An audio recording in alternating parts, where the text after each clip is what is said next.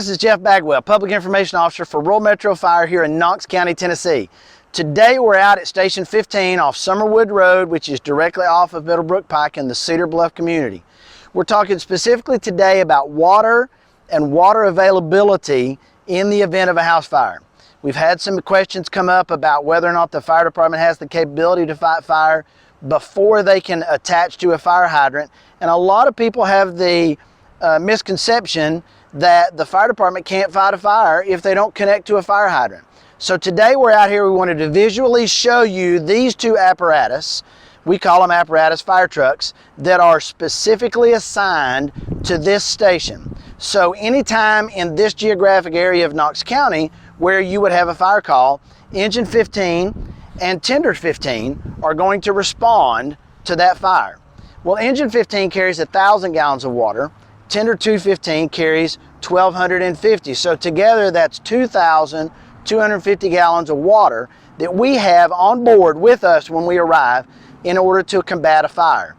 The biggest thing we want people to realize is early notification along with a quick response time with water can minimize the damage done by a fire because we bring the water with us.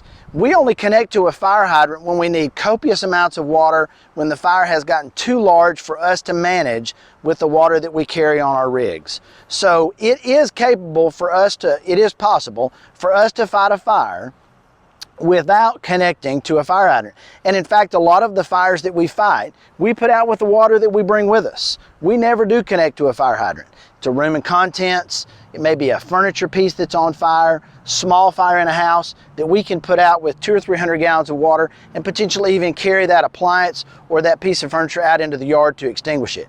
So there are many, many ways to extinguish a fire without necessarily connecting to a fire hydrant. Albeit, we do like to connect to a fire hydrant because we know we get lots of water from them.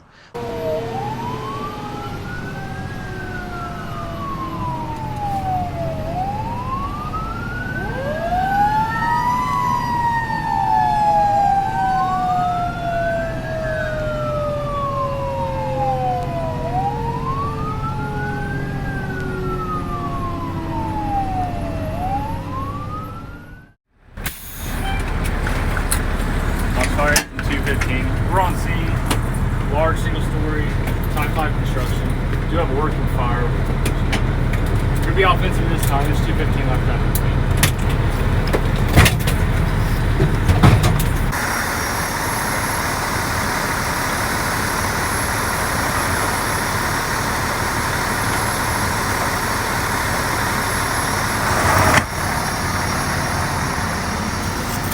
All right, you go. Make sure that door is open.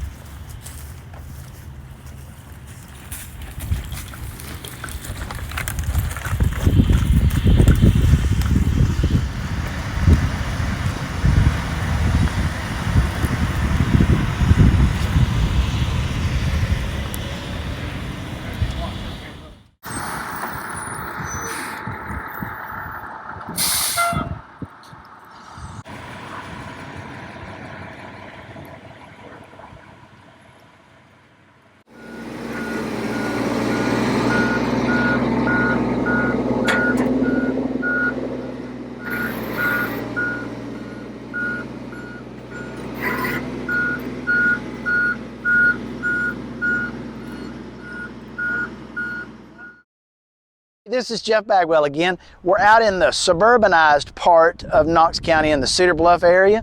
We're talking about fire hydrants, and we're talking about how the fire department operates when there's not a fire hydrant real close or in the front yard of a house. We've already showed you the capabilities that each fire engine has with the amount of water that we carry, and we talked about early notification and calling early when you notice a fire, not waiting until after you've tried to put it out yourself, notifying the fire department as soon as possible.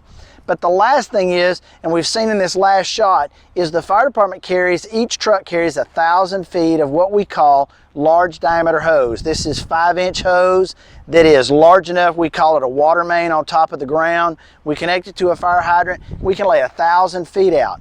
So in the shot you just saw, the fire engine is 1,000 feet from the fire that is behind me, or the fire truck that's pumping at the fire scene. Beyond that hydrant or that truck is another 1,000 feet to where the water source is. So we call that relay pumping, where we put a pumper in between and we boost the pressure, and we can conceivably go 2 or maybe even 3,000 feet from a fire hydrant.